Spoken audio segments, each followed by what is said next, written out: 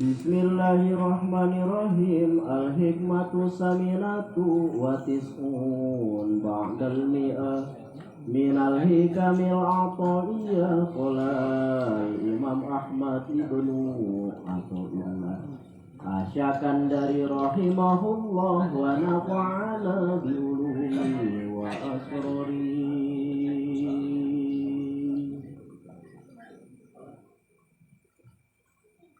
Hikmah yang ke-198 masih meneruskan pengajian minggu lalu.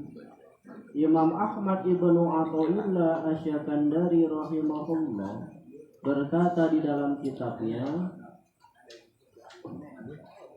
Man istaghroba ayyukhidhahullah min sahawati wa ayyukhrijahu min hujudi ghaflah faqad istajaza al-qudrata ilahiyah wa kana Allahu ala kulli syai'in muqtadirah. Rubbama waradati zulan alaika liyu'arrafaka qadarama man nabihi alaika. Man istaghroba utawi sapa wong istaghroba iku ngagampangakeun sapa man wa yungkizahulan yenta nyelamatakkeun iku man Allahu sapa Gusti Pangeran min sahwati saking sahwate yatiman wa ayukhrijahu lan sapa wong gampangakeun ingin ta metuakeun sapa Allahu ing iman menuju di goblati saking keanaan lalene ya siman faqad istajaza maka berarti ngagampang anggap apa sapa man al-qudrata saking kekuasaan al-ilahiyah kang bangsa pangeran wa kanalan satuhune Allahu sapa Gusti Pangeran ala kulli shay'in ing atase saban perkara muqtadiron saking kuasa. Rubama terkadang tu rubama warodati zulamu rubama warodati zulam terkadang tu meka pirang-pirang kepetengan alaika ingata sesiro liyu arrofaka supaya mengenal sapa Allah ka insira qadrama man nabihi kadar perkara kang wis paring sapa Allah bihi kelawan ya si ma alaika ingata sesiro alaika ingata sesiro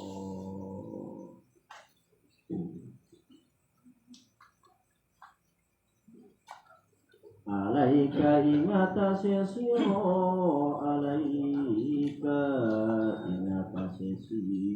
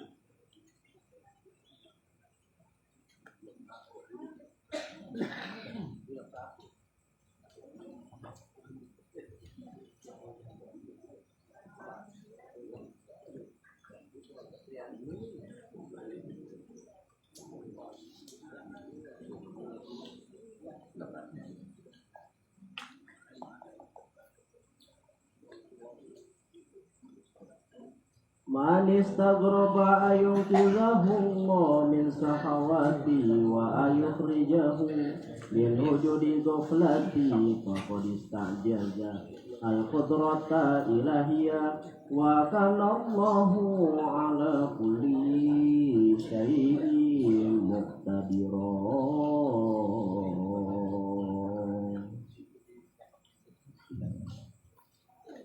Maka secara garis besar pengajian minggu lalu perlu diulang. Man istaghraba ayukhizahullah min sahawati wa ayukhrijahu min wujudi ghaflah faqad istaza qudrata ilahiyya wa kana Allahu ala kulli syai'in muqtadira. Maka dalam pengajian minggu lalu kadangkala perlu bagi kita selaku seorang hamba mempunyai rasa optimis. Kadangkala tidaknya ada rasa optimis di dalam hati kita, itu suatu pertanda bahwa kita faqad istaza, menganggap lemah al-qudrata atas kekuasaan Allah.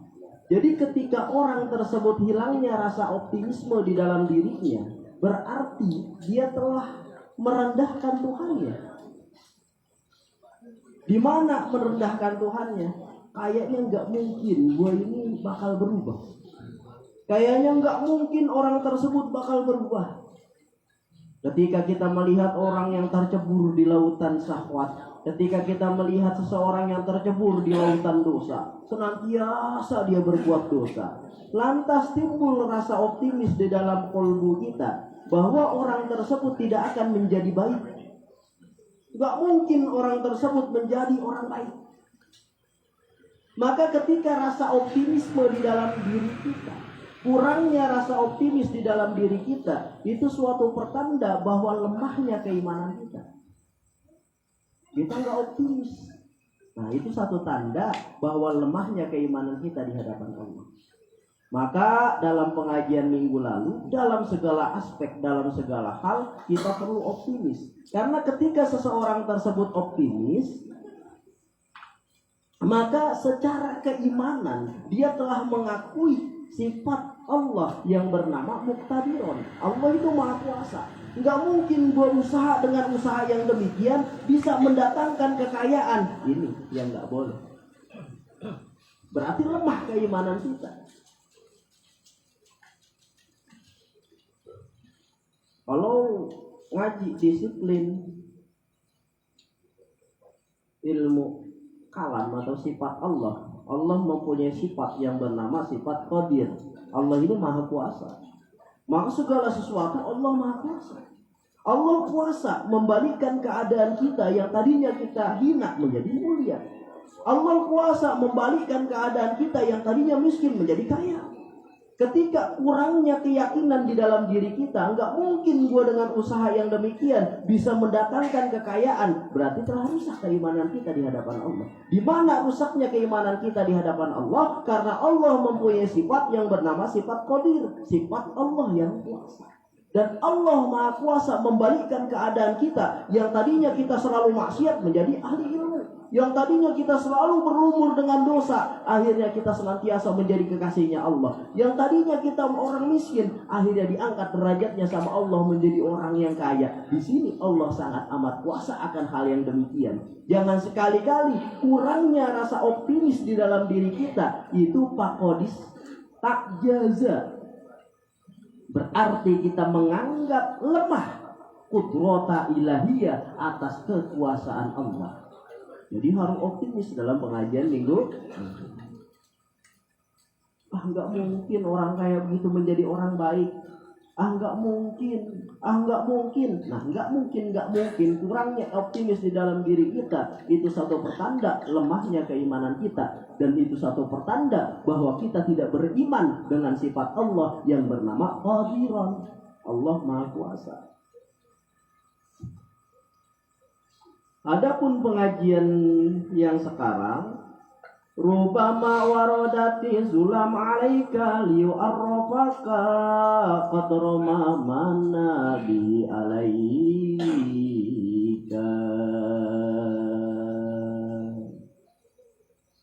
Rubama warodati zulam alaika.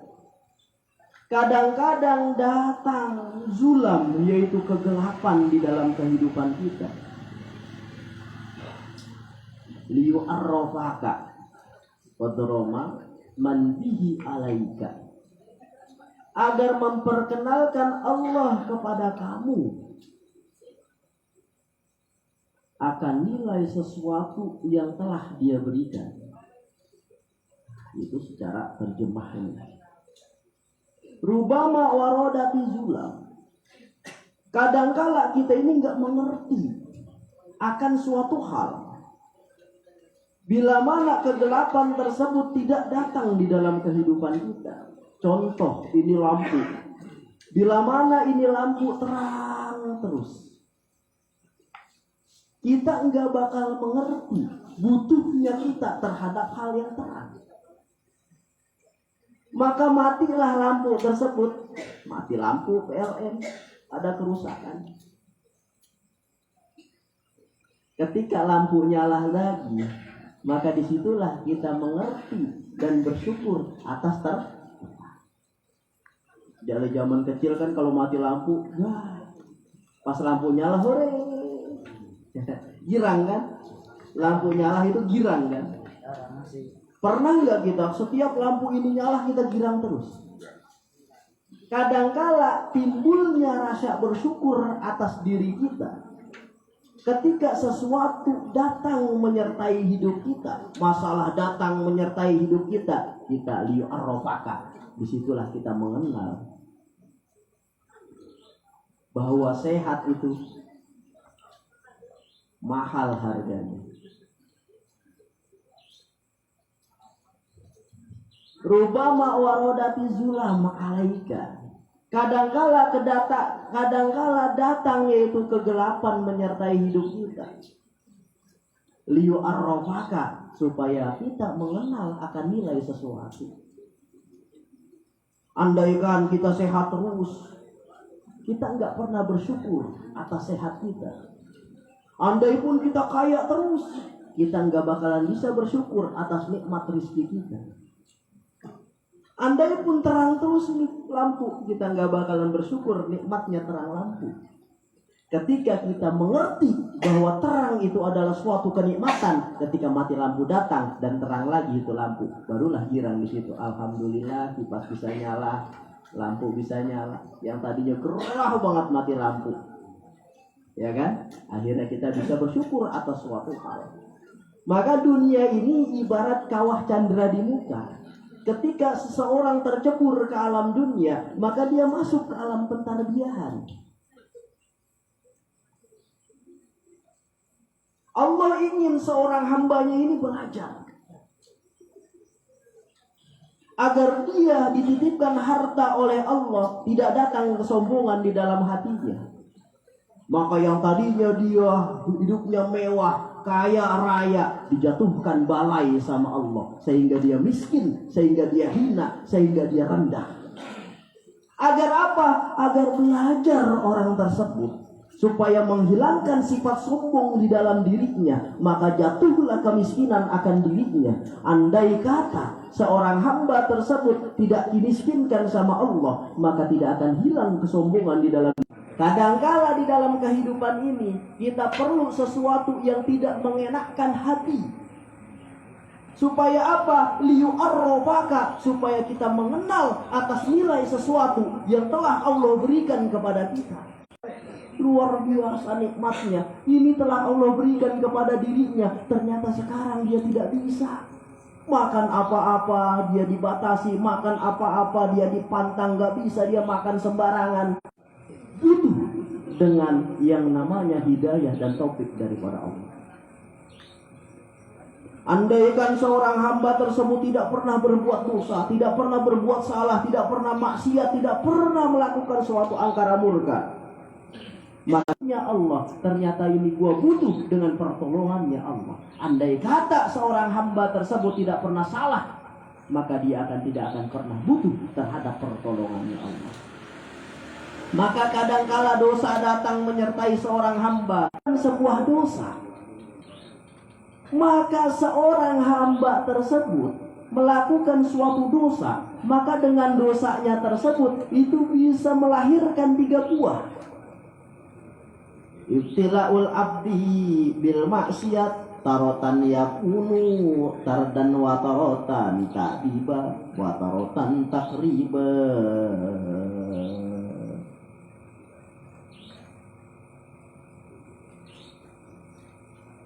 Dosa itu bisa melahirkan 3 buah. Ketika seorang melakukan suatu dosa, itu bisa melahirkan 3 buah. Buah yang pertama adalah tanda bahwa dia telah terusir daripada hadratillah. Cirinya seseorang tersebut sudah terusir daripada hadratillah. Dia terusir daripada majlisnya Allah. Dia terusir daripada singgasananya Allah. Dia terusir daripada sisiknya Allah. Dia terusir daripada hadratillah. Ketika seorang hamba berbuat suatu dosa, maka dia melazimkan atas dosa tersebut, dia ketagihan.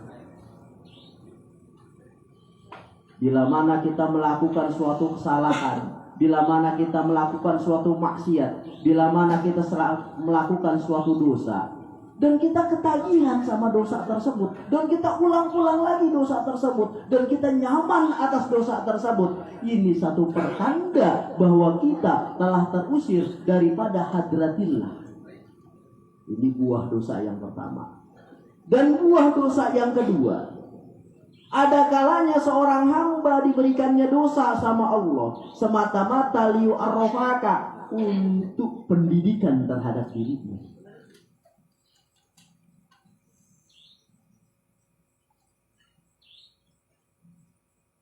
Ketika seorang hamba dikasih dosa sama Allah, dosa itu adalah suatu pendidikan bagi dirinya.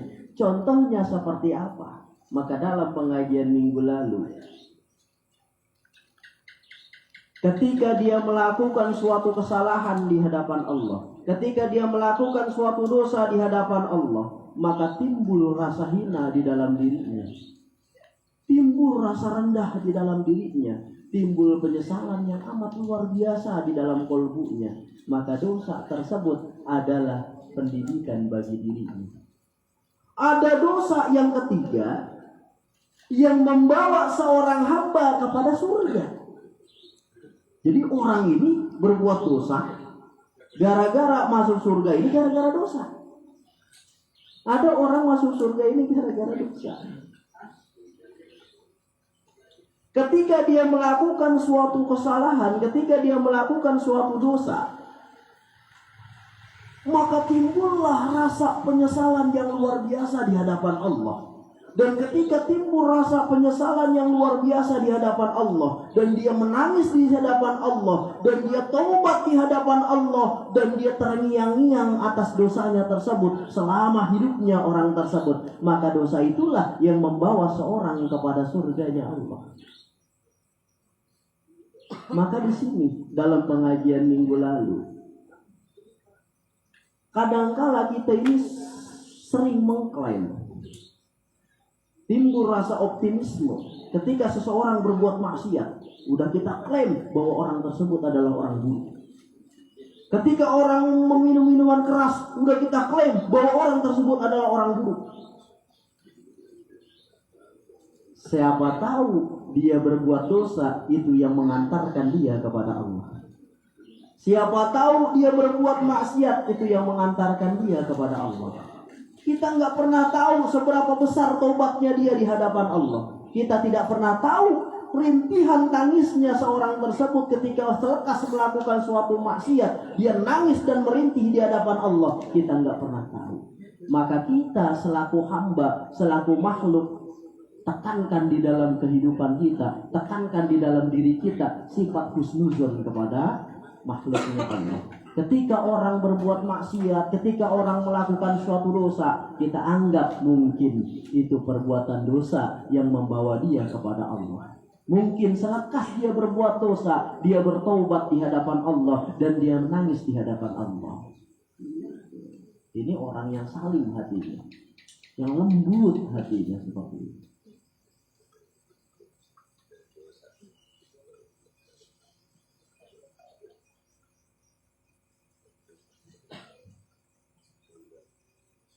Jadi ada orang dengan maksiat bisa jadi dekat dengan Allah. Ada orang dengan maksiat bisa jadi dekat dengan Allah. Kayak apa caranya? Taubat.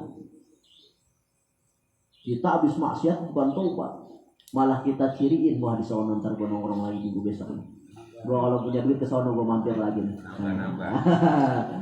Berarti kalau demikian itu dosa yang membawa kita tersingkir daripada hadratillah. Kita tersingkir daripada majelisnya Allah.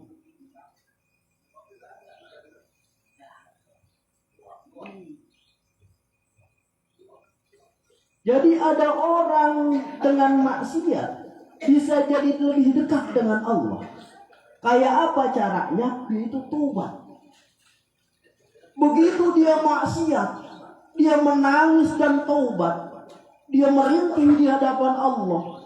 Dia zikir di hadapan Allah. Dia ratapi perbuatan maksiatnya. Dia ratapi perbuatan dosanya. Dia nangis di hadapan Allah. Dia tobat di hadapan Allah. Maka maksiat tadilah yang menyebabkan dia dekat dengan Allah. Jadi maksiat itu bisa mendekatkan seorang kepada Allah. Maksiat yang seperti apa yang bisa mendekatkan seseorang kepada Allah? Ketika dia berbuat maksiat, dia nangis, pecah air matanya di hadapan Allah. Dan dia berzikir, merasa hina dirinya di hadapan Allah. Dan dia selalu menangis di hadapan Allah. Ketika malam hari dia nangis, ya Allah, tadi siang ya Allah saya maksiat ya Allah. Ampun ya Allah, ampun ya Allah, hina diri saya ini ya Allah. Inilah maksiat yang membawa kedekatan kepada Allah.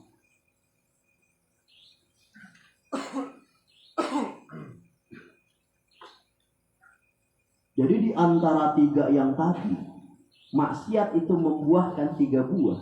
Itu pasti ada di dalam diri kita. Kita letaknya di mana?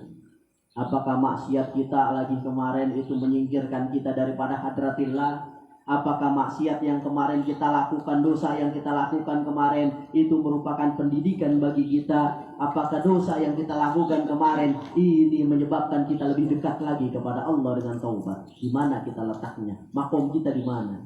Disitulah ciri keselamatan kita di hadapan Allah.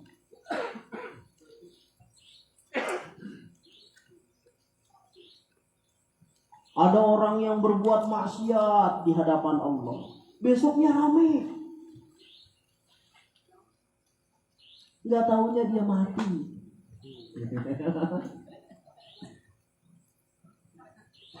Oh, inilah yang jelas bahwa orang ini sudah terusir daripada hadratillah. Nauzubillah.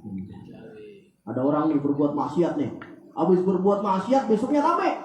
Innalillahi wa innalillahi roji'un di musola. Telah pulang ke rahmatullah, pulang ke asal, mulih ke jati. Saudara Anu bin Anu telah pulang ke rahmatullah. Mau nggak diberitain kau gitu? Ya pasti semuanya ntar pasti diberitain dalam musola nih. Semuanya. Ada yang nggak diberitain? Pasti diberitain. Innalillahi wa innalillahi roji'un. Mulang ke asal, mulih ke jati. Telah pulang ke rahmatullah, saudara daripada saudari. Bila mana punya kesalahan di alam dunia, dia telah pasti hilang di alam dunia. Mohon hampura. Pasti semuanya. Ada orang habis maksiat, habis berbuat dosa, lantas besoknya rame. Ternyata dia mati meninggalkan alam dunia. Maka itu sudah jelas bahwa orang tersebut telah terusir daripada hadratillah. Tapi bila mana orang tersebut berbuat maksiat, orang tersebut berbuat dosa, besoknya masih segar, masih sehat, maka jangan sekali-kali kita klaim bahwa orang tersebut buruk. Kenapa tidak boleh kita klaim bahwa orang tersebut itu buruk? Karena Allah masih memberikan waktu bagi dia untuk bertobat di hadapannya. Allah aja masih memberikan waktu, Allah aja masih memberikan peluang, Allah aja masih berprasangka baik kepada dirinya. Di mana prasangka baiknya Allah terhadap dirinya? Dikasih waktu hidup. Kita hamba dosa mulu, maksiat mulu, sama baik sebenarnya. Ya kan? Kalau dia maksiatnya di jablay, kalau kita maksiatnya di dalam ibadah. Wah, gimana? Dalam pengajian bulan lalu itu ada orang sedang ibadah tapi sedang maksiat. Ketika dia beribadah penuh dengan kebanggaan, seolah-olah dia ini yang paling baik, seolah-olah dia ini yang paling suci, seolah-olah dialah yang paling benar. Semua orang rendah di hadapannya karena hanya nggak kena ibadah. Itulah ibadah padahal sedang maksiat. Sebenarnya sama aja. Kita maksiatnya di dalam ibadah, penuh dengan keakuan ibadah kita, penuh dengan kesombongan ibadah kita, penuh dengan riya ibadah kita. Apa bedanya dengan maksiat? Kadangkala kita ini berprasangka buruk kepada orang. Orang tersebut berbuat dosa, orang tersebut berbuat maksiat, langsung kita pandang orang tersebut buruk. Langsung kita pandang orang tersebut hina. Seolah-olah orang tersebut nggak ada kesempatan baik di dalam diri kita, sedangkan Allah yang mempunyai alam ini masih menyediakan waktu bagi dirinya untuk bertobat di hadapan Allah. Kalau Allah nggak berprasangka baik kepada hambanya tersebut, udah dicabut nyawanya sama Allah, tapi kenapa Allah nggak mencabut nyawanya padahal dia maksiat terus menerus? Karena Allah masih memberikan peluang bagi dia. Karena Allah masih berprasangka baik kepada dia, tapi kita nggak pernah berprasangka baik kepada orang yang tidak baik. Seolah-olah kita ini orang baik, padahal sama bejatnya. Sama bejatnya, cuma beda.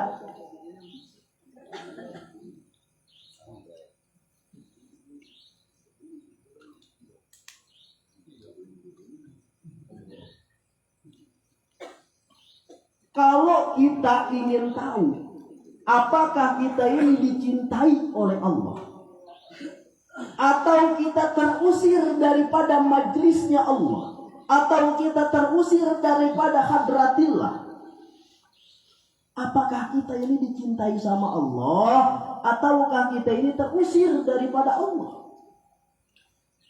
Seperti apa kalau kita pengen tahu? Gue ini terusir daripada hadratillah atau dicintai sama Allah? Cirinya gampang. Gue harus medik di gunung-gunung, harus. Ya ya, ntar ketemunya riwa. Apakah gue ini dicintai sama Allah, ataukah gue ini diusir daripada sisinya Allah? Bagaimana cara supaya kita mengetahui akan hal yang demikian? Seperti apa orang yang jauh dari Allah? Seperti apa orang yang Allah tidak hiraukan orang tersebut? Seperti apa orang yang jauh daripada hadratillah?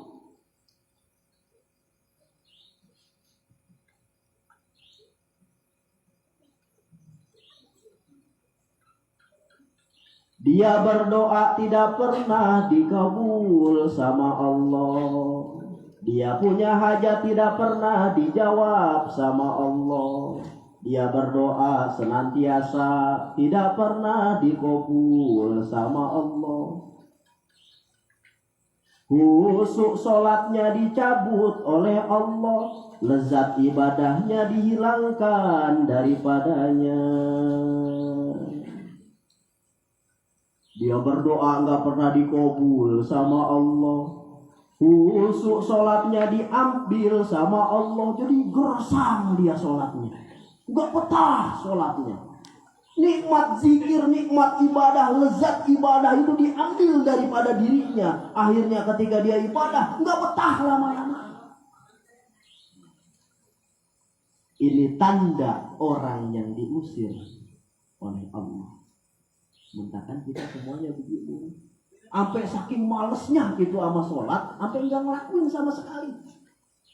Ya kan? Hilangnya sebuah taat di hadapan Allah. Enggak ada rasa lezatnya lagi kita beribadah kepada Allah. Khusus sholat diambil sama Allah. Ini satu tanda bahwa orang tersebut telah diusir oleh Allah. Maka jangan jauh-jauh dari tanda ini. Maka bila mana hal yang demikian menyertai diri kita, maka jangan sekali-kali kita lepaskan untuk menangis di hadapan Allah. Jangan sekali-kali kita lepaskan untuk roja kepada Allah, untuk menangisi diri kita di hadapan Allah. Nangis harusnya. Ya Allah, gue ini terusir daripada hadratillah. Ciriknya gue telah terusir daripada hadratillah. Hilangnya nikmat khusyuk di dalam sholat. Ciriknya gue dihilangkan daripada hadratillah, disingkirkan daripada sisi Allah. Hilangnya lezat ketika zikir. Ya Allah, ampun ya Allah, apa kesalahan hambamu ini ya Allah. Terus kita nangis di hadapan Allah, meratap di hadapan Allah. Terus kita nangis di hadapan Allah. Ya Allah, ampun ya Allah, hina diriku ini ya Allah, sehingga engkau menyingkirkan aku daripada engkau ya Allah. Ketika aku beribadah kepada engkau, hilangnya rasa khusyuk di hadapan engkau. Ketika aku berzikir kepada engkau, hilangnya rasa nikmat di hadapan engkau. Kenapa engkau cabut nikmat tersebut? Kenapa engkau cabut khusyuk tersebut? Melainkan karena aku ini hina ya Allah. Ampun ya Allah, tolong ya Allah, angkat diriku di hadapan engkau ya Allah. Terus nangis di hadapan engkau. Kita ini gak pernah nangis, ya kan? Udah sholat hilang nikmat khusyuk, udah yang penting ngegugurin kewajiban, ya kan? Nah,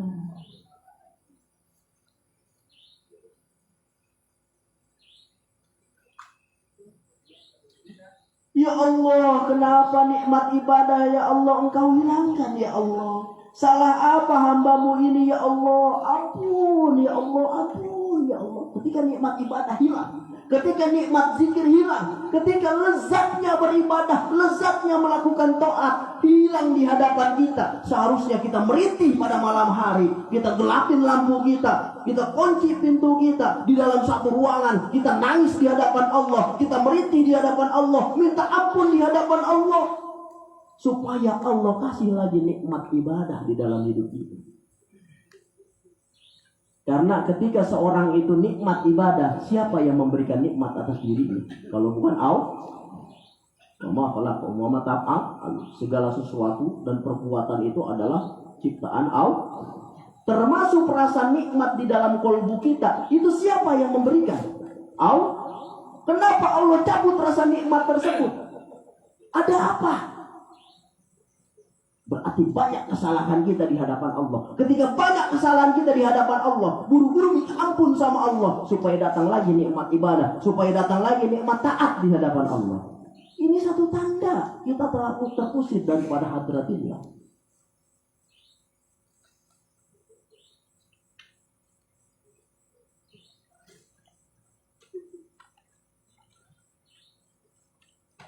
Tandanya kita ini dicintai sama Allah. Ada tandanya. Contohnya kayak gimana orang ini dicintai sama Allah? Orang ini berada di hadratillah, orang ini berada di majlisnya Allah. Ketika dia beribadah ada rasa khusyuk.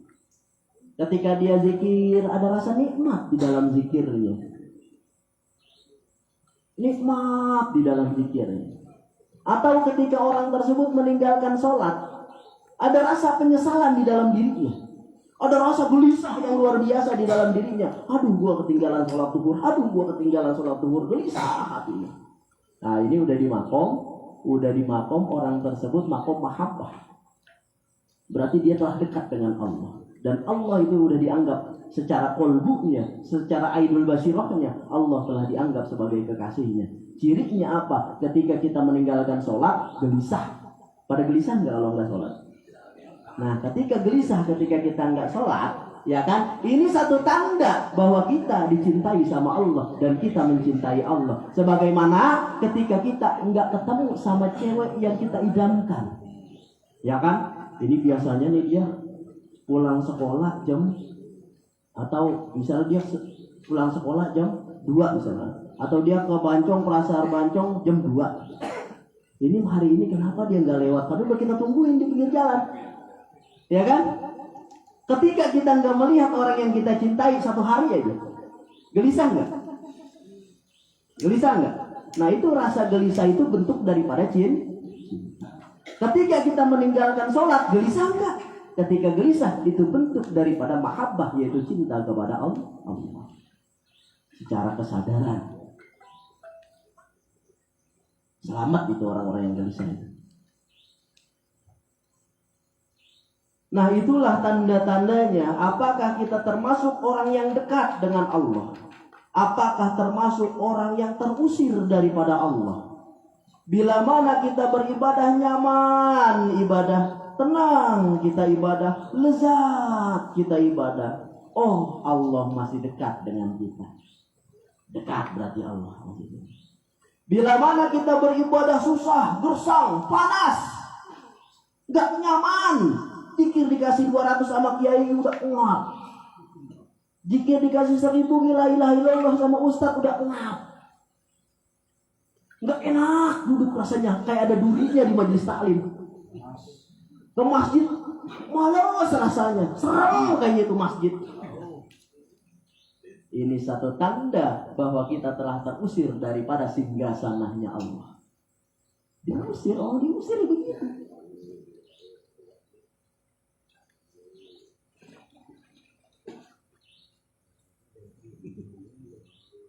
Waqad waroda, sungguh mendatang hadis dari Rasulullah Sallallahu Alaihi Wasallam. Anal abda la yuznibu fayadkhulu bihil jannah. Rasulullah Sallallahu Alaihi Wasallam bersabda, waqad waroda annal abda la yuznibu fayadkhulu bihil jannah. Bahwa seorang hamba itu berbuat dosa, maka masuklah dia dengan sebab dosa itu ke dalam surga. Ini apa Nabi? Ada orang berbuat dosa, maka dengan dosa itu menyebabkan dia masuk ke dalam surga. Ini kembali lagi kepada pengajian yang tadi. Ada kalanya zulam, rubama warodati zulam. Ada kalanya dosa itu membawa seseorang itu ke dalam surga. Kata Rasulullah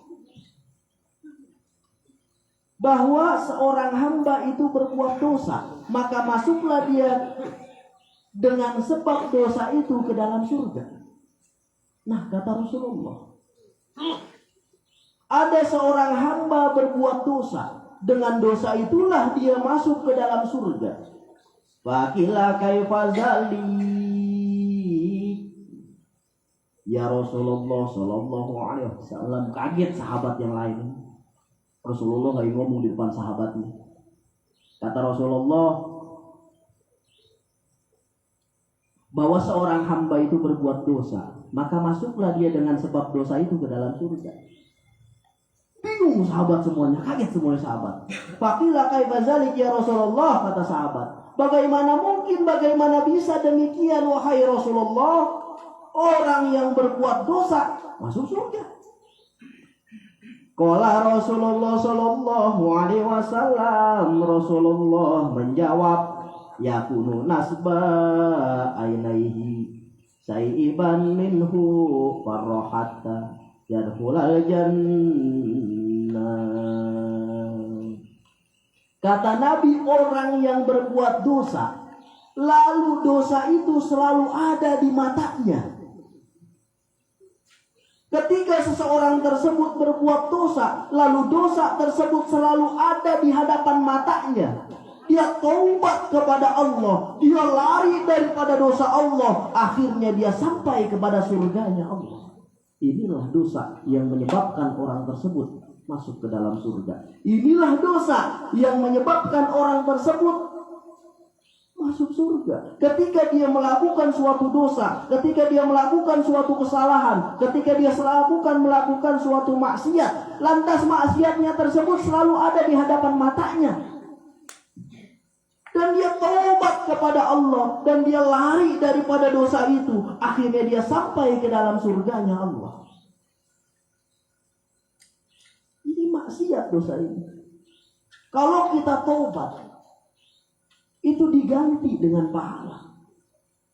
Bukan hanya dihapus, tapi diganti dengan pahala. Jadi makin banyak taubat atas dosa, makin banyak pahala yang kita dapat.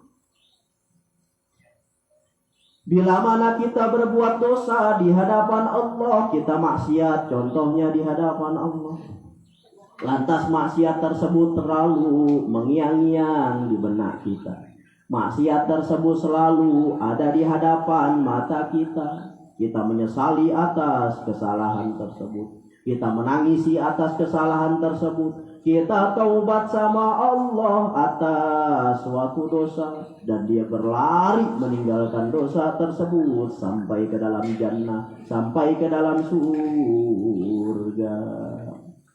Ada kalanya orang ketika dia berbuat dosa, maksiat contohnya, lantas dia taubat daripada maksiat tersebut, itu dosa yang sebelumnya bukan hanya dihapus sama Allah, tapi diganti dengan pahala.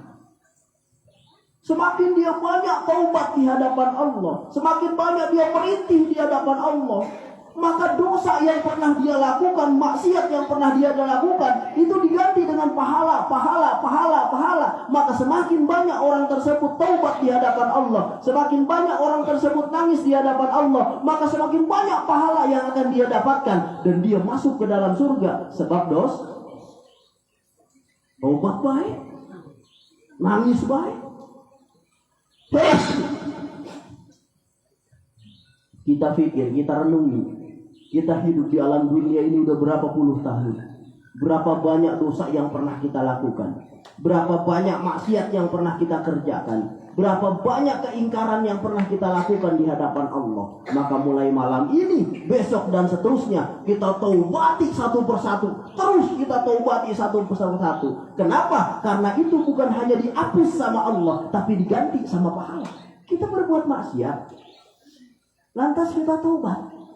Nah, maksiat yang kita kerjakan kemarin itu diganti pahala sama Allah bila mana kita taubat. Maka beruntung lu banyak dosanya, maka banyak pahalanya bila mana bersyukur banyak dosa. Bersyukur. Karena potensi kita mendapatkan pahala itu besar. Di mana mendapatkan pahalanya? Ketika kita taubat di hadapan Allah.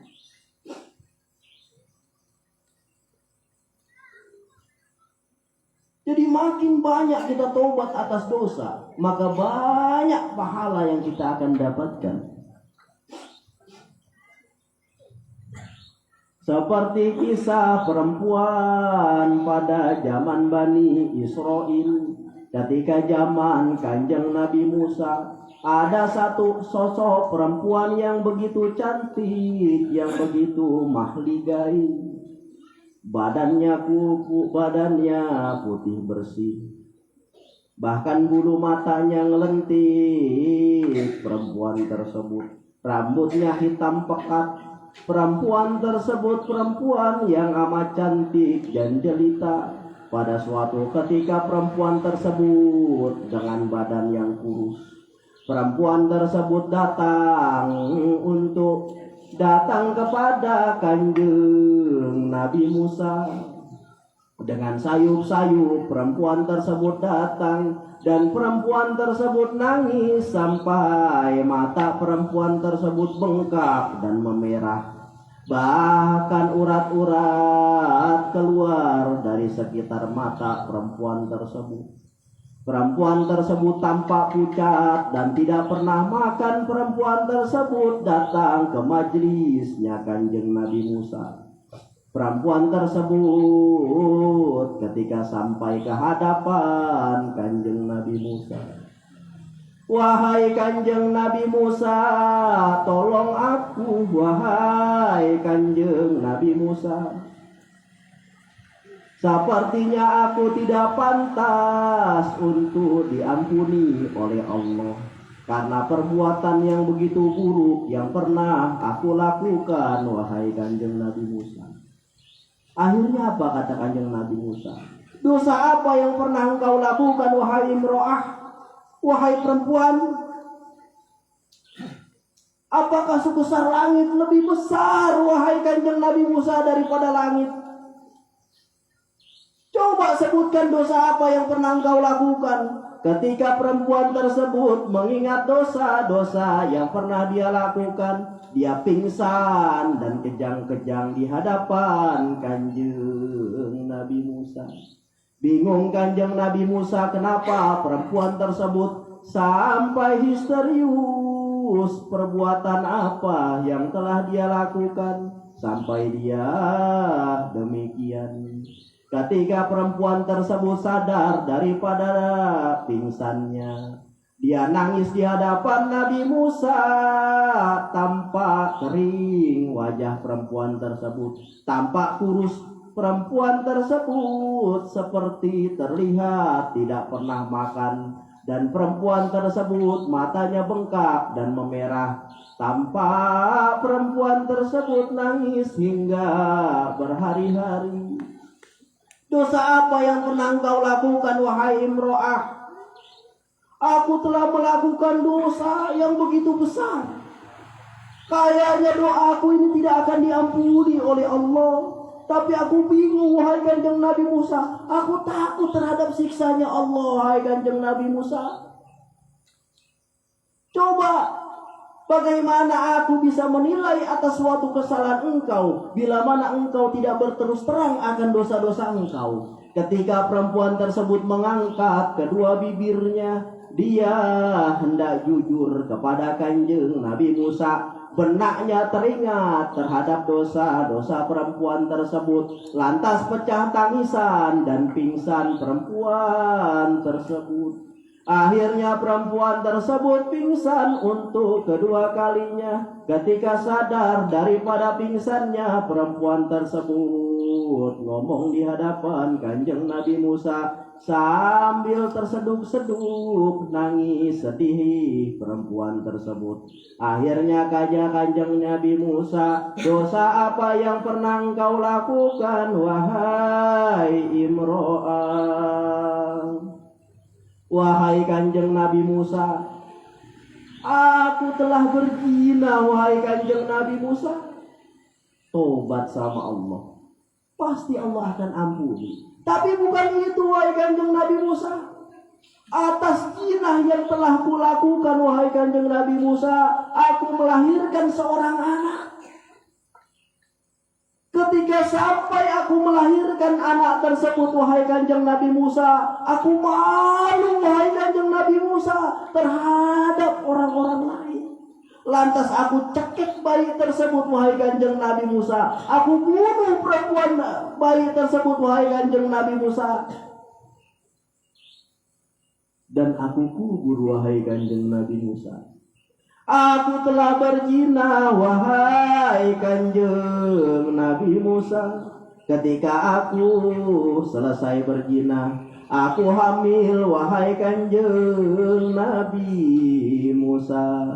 Ketika aku melahirkan anak daripada hasil zina tersebut, aku malu luar biasa, wahai Kanjeng Nabi Musa. Akhirnya anak tersebut aku bunuh, wahai Kanjeng Nabi Musa.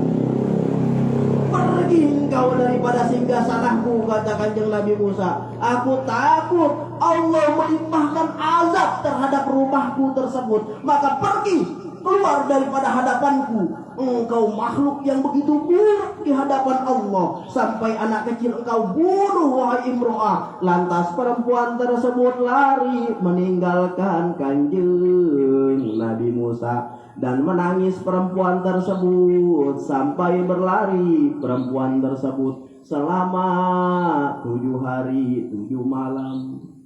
Ketika dia lari perempuan tersebut sampai kepada tengah-tengah padang pasir yang gersang dan tandus. Dia tak punya kekuatan lagi dan dia terjatuh di padang pasir tersebut. Akhirnya perempuan tersebut memohon kepada Allah. Dia takut terhadap siksanya Allah. Akhirnya Allah memerintahkan Jibril untuk datang kepada Kanjeng Nabi Musa. Wahai Jibril, tolong katakan ini dan ini kepada Kanjeng Nabi Musa. Akhirnya Jibril datang kepada Kanjeng Nabi Musa. Aku diperintahkan oleh Allah untuk bertanya 4 hal kepada engkau. Wahai Musa, apakah engkau yang menciptakan makhluk? Apakah engkau yang menciptakan makhluk? Akhirnya kata Kanjeng Nabi Musa, aku diciptakan oleh Allah. Dan makhluk Allah diciptakan oleh Allah. Apakah engkau yang menciptakan makhluk, wahai Musa? Allah yang menciptakan diriku. Dan Allah yang menciptakan seluruh makhluk. Wahai Kanjeng Nabi Musa, apakah engkau yang memberi rizki atas makhluk? Allah yang memberi rizkiku. Dan Allah yang memberi rizki seluruh makhluk. Wahai Kanjeng Nabi Musa, apakah engkau yang menerima taubatnya makhluk? Apakah engkau yang menerima hukum? Apakah engkau yang menghukum atas makhluk? Apakah engkau yang menerima taubat atas makhluk, wahai Musa? Apakah engkau yang memberi hukuman atas makhluk, wahai Kanjeng Nabi Musa? Dijawab oleh Kanjeng Nabi Musa bahwa Allah yang memberikan taubat, bahwa Allah yang memberikan hukuman. Ditegur Kanjeng Nabi Musa. Ditegur Kanjeng Nabi Musa. Akhirnya wahai Kanjeng Nabi Musa, perempuan yang kemarin datang kepadamu, dia telah taubat di hadapan Allah. Apakah engkau tidak tahu, wahai Musa, Allah telah mengampuni segala sesuatu dosa-dosa perempuan tersebut. Akhirnya dikejar perempuan tersebut sama Kanjeng Nabi Musa. Ketika dikejar perempuan tersebut sama Kanjeng Nabi Musa, akhirnya perempuan tersebut sudah meninggal dunia di tengah-tengah padang tandus. Dan dia masuk surganya Allah. Masuk surga itu gara-gara dosa. Ya kan? Masuk surga gara-gara dosa. Makanya semakin banyak dosa yang kita kerjakan, bangga sekarang nih. Berarti makin banyak kesempatan untuk taubat di hadapan Allah. Semakin banyak kita meminta ampun atas perbuatan dosa-dosa yang pernah kita lakukan, maka dosa-dosa yang kita lakukan itu dirubah sama Allah jadi pahala. Dan itulah yang membawa kita ke dalam surganya Allah. Qala ba'duhum, berkata sebagian ulama sufi, innal abda la yamalu zamba fayadkhulu bihil jannah wa yamalu hasanah fayadkhulu bihi annar. Sebagian ulama berkata, innal abda la ya'malu, bahwa seorang hamba berbuat dosa maka masuk ke surga dia dengan dosanya itu.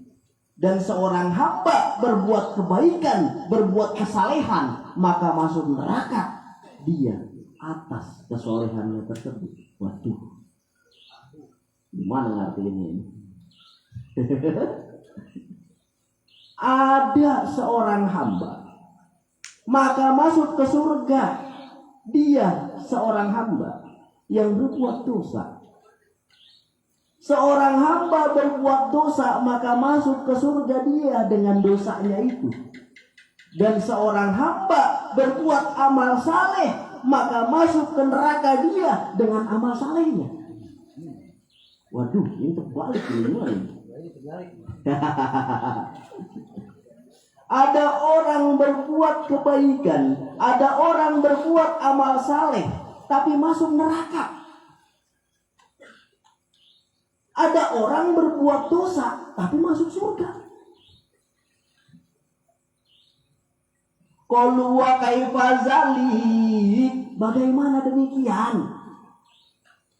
Qol, berkata ba'duhum, sebagian ulama tadi, ya malul khoti'ah fala tazalu nasba ainaihi kullama zakaroha baqa wa nadima wa tabawas taghfara wa annaba ilallah wa zalalahu kasaru wa amila amalan fatakunu sababa rahmah fi haqi. Seorang hamba berbuat dosa, lalu dosa itu selalu ada di hadapan matanya. Artinya apa? Selalu ada di hadapan matanya, selalu ada di matanya, selalu ada di ingatannya. Artinya seorang hamba berbuat dosa, lalu dosanya itu selalu ada di matanya, selalu ada di ingatannya. Bila mana dia ingat atas dosa itu, dia menangis, menyesal dan taubat. Bila mana dia mengingat atas dosa tersebut, dia menangis, menyesal dan taubat, minta ampun kembali dia kepada Allah, dan merasa dirinya itu hina di hadapan Allah, merasa dirinya itu buruk di hadapan Allah. Lalu dia beramal, maka dengan amal yang saleh tersebut, dengan sebab itu dia dapat rahmat daripada Allah. Ini dosa yang membawa ke dalam surga.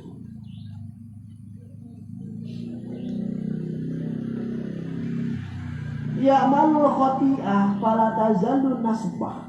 Seorang hamba berbuat dosa, lantas dengan dosanya itu selalu ada di hadapan matanya, selalu teringat dengan dosa tersebut. Bila mana dia ingat dengan dosanya tersebut, lantas dia menangis di hadapan Allah, dan dia taubat di hadapan Allah, dan dia malu rasanya di hadapan Allah, dan dia merasa rendah dan merasa hina dirinya di sisi Allah. Maka dengan itulah dia beramal, dan dengan amal soleh itulah dia masuk ke dalam surganya Allah. Ini dosa yang membawa ke dalam surga. Wa ya'malul hasanah fala tazalu nasba ainai ya'munu biha wa yuraibi biha wa yatattu biha ala rabbih wa ala al-khalq wa yatakabbaru biha wa yata'ajabu minan nas kaifa la yu'azimuna wa la yukrimuna wa la tazaluha azil umur bi hatta tudhilan nar. Ada seseorang hamba yang berbuat kebajikan, ada seorang hamba yang berbuat amal saleh, senantiasa dia berbuat baik, senantiasa dia berbuat kesolehan. Lantas kesalehannya tersebut, perbuatan baiknya tersebut selalu diingatnya.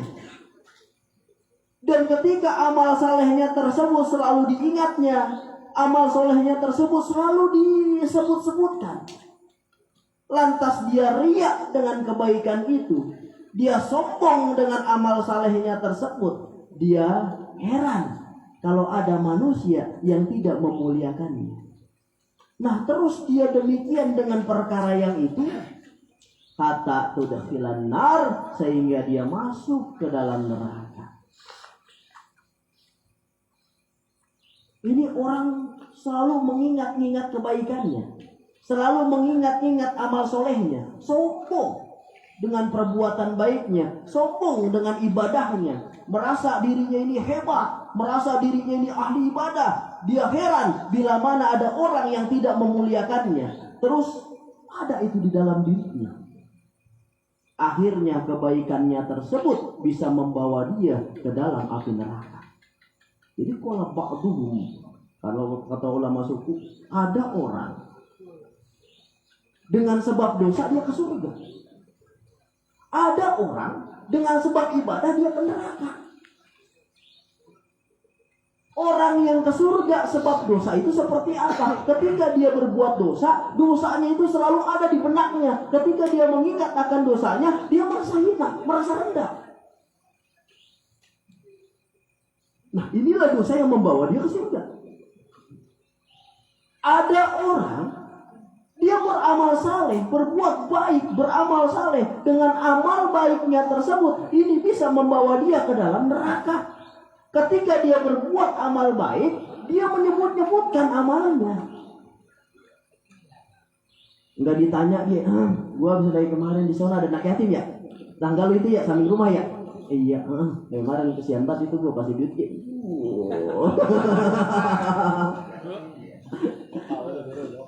Ya. Padahal kita nggak nanya sama sekali. Dia ngomong dewek. Itu di tetangga lu ada anak yatim ya? Iya. Iya, kasihan banget dia mau sekolah lagi kemarin itu ngasih duit dia 200.000. Kasihan banget gua. Nah, inilah amal baik yang membawa orang tersebut ke dalam neraka. Karena sombong dengan amal baiknya, dia riak dengan amal baiknya, dia merasa, akhirnya dia heran bila mana ada orang yang tidak memuliakannya. Seneng gue dia sama ahli sodako. Ada yang ngomong dia nggak dianggap ahli sodako, heran. Nah, inilah ciri orang tersebut masuk ke dalam neraka karena amal baiknya.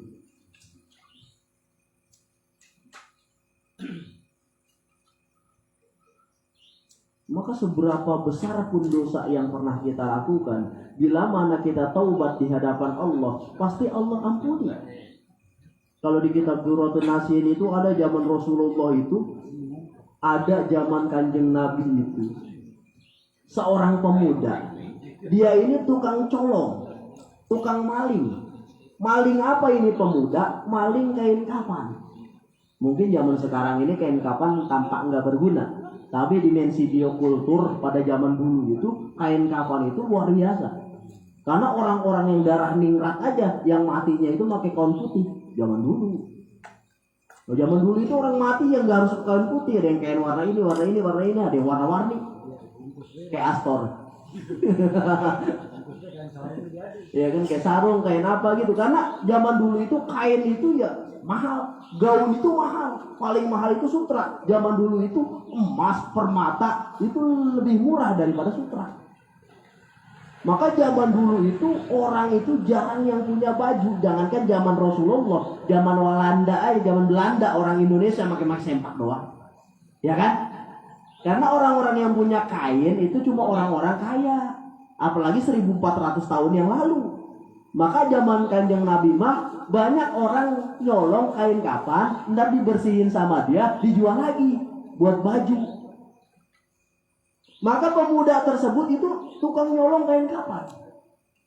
Ketika dia nyolong kain kafan, ada dari bangsa Ansar, dia remaja putri, cantiknya luar biasa, meninggal. Ketika digali, dibuka kafannya, ini cewek cantik luar biasa.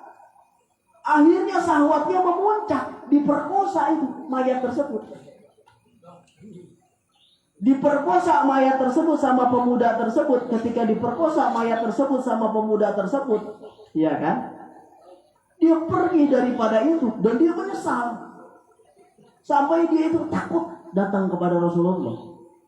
Ketika dia takut datang kepada Rasulullah, akhirnya dia mengadu kepada Rasulullah, ya Rasulullah, aku melakukan suatu dosa yang begitu besar. Dosa apa yang pernah kau lakukan? Aku memperkosa mayat perempuan. Geram Rasulullah, diusir sama Rasulullah. Ketika diusir sama Rasulullah, Rasulullah ditegur sama Jibril. Ditegur Rasulullah, ditegur sama Jibril. Kalau di kitab Dzurratun Nasihin, ditegur. Kenapa ditegur? Wahai Muhammad, apakah engkau yang memberikan taubat bukan Allah? Sejak kapan engkau berkuasa atas taubat? Apakah engkau Tuhannya yang menerima taubatnya makhluk, yang menghukum makhluk atas suatu kesalahan? Akhirnya dikejar lagi lah lelaki tersebut. Dan ketika dikejar lelaki tersebut, ternyata lelaki tersebut udah menyendiri di atas gunung yang ada di dalam guha sampai meninggal lelaki tersebut karena nangisin dosa-dosa. Jadi dosa apapun bila mana tobat, berarti dosa yang kita lakukan itu adalah satu tanda bahwa ini yang mendekatkan kita kepada Allah. Cirinya apa? Kita masih hidup nih.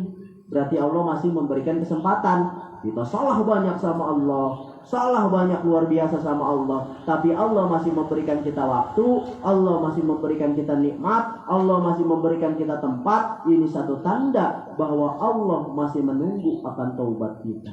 Maka taubati setiap kesalahan bila mana ditaubati sama Allah, maka itu bukan hanya dihapus sama Allah, tapi diganti dengan pahala sama Allah. Maka seberapa banyak dosa kita, maka itulah bagaikan anak tangga yang menyampaikan kita kepada Allah. Bila mana satu persatu dosa yang kita lakukan, satu persatu pula kita taubati di hadapan Allah. Maka inilah anak tangga yang menyampaikan seorang hamba kepada Tuhannya melalui dosa. Dan kita ke surga dengan sholat tahajud 100 rakaat gak bakalan kuat. Ya, ke surga dengan 1 juz baca Al-Quran 1 hari gak bakalan kuat. Ya kan? Ke surga dengan sedekah setiap hari ke anak yatim gak bakalan kuat karena medit. Allah kita tahu. Ya kan? Ya kan? Maka salah satunya buat jalan ke surga, udah taubat atas dosa-dosa yang pernah kita lakukan. Itu bagai anak tangga yang mengantarkan kita kepada hadratillah.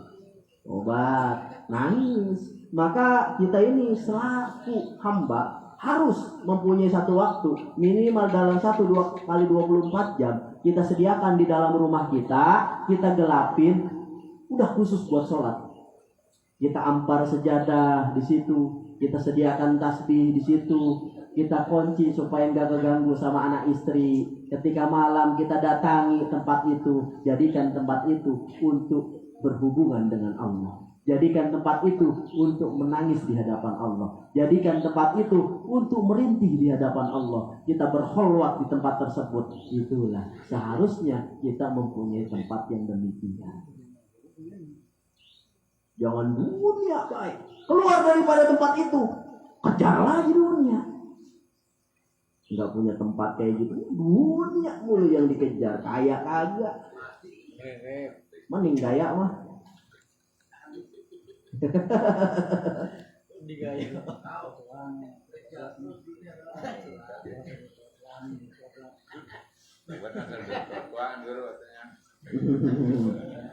Mendingan kamu lo nanam cabai.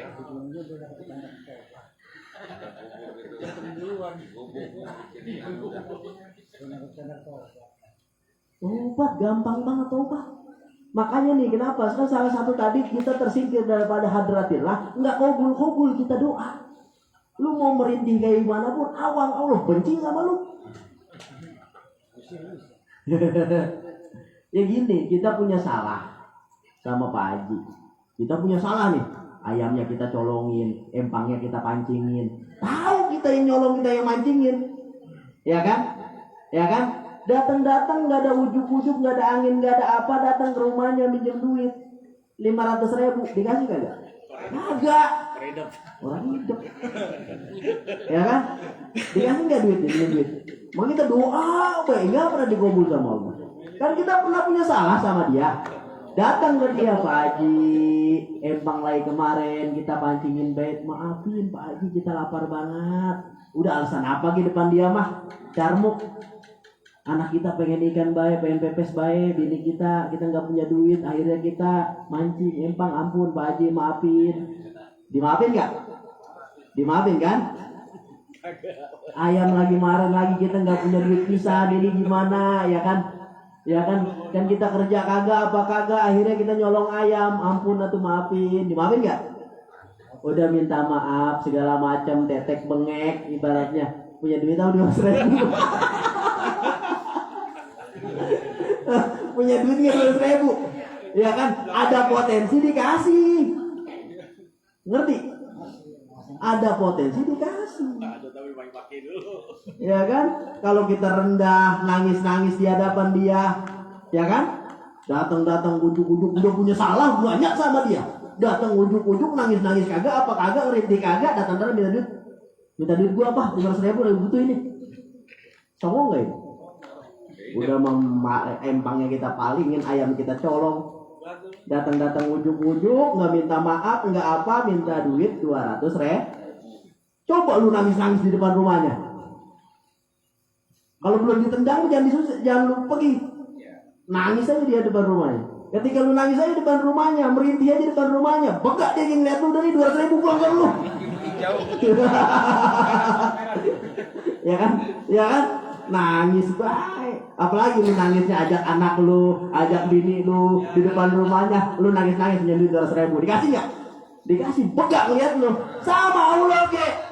Ya kan, ajak anak bini di ruangan, ayo sholat bareng. Udah sholat bareng, ayo kita sholat di hadapan Allah. Kita nangis di hadapan Allah. Minta sama Allah. Bertiga-tiga nih. Nangis di hadapan Allah. Enak Allah ke ditangisin baik. Dikasih lu sama dia. Minta maaf kagak, apa kagak datang-datang, ya Allah. Ini usaha gimana ini, ya Allah. Lah. Minta maaf sama dosa. Lu lagi kemarin ngelakuin suatu kesalahan sama gue, sabrek-abrek. Datang-datang, ya Allah, ini usaha mampet bayi ini, ya Allah, gimana ya Allah, mudah-mudahan Engkau lancarkan ya Allah. Nah, ini bocah.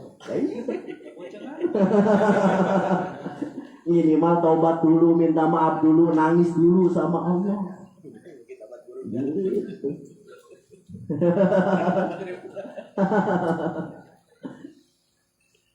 cek. Nangis dulu. Datang-datang minta.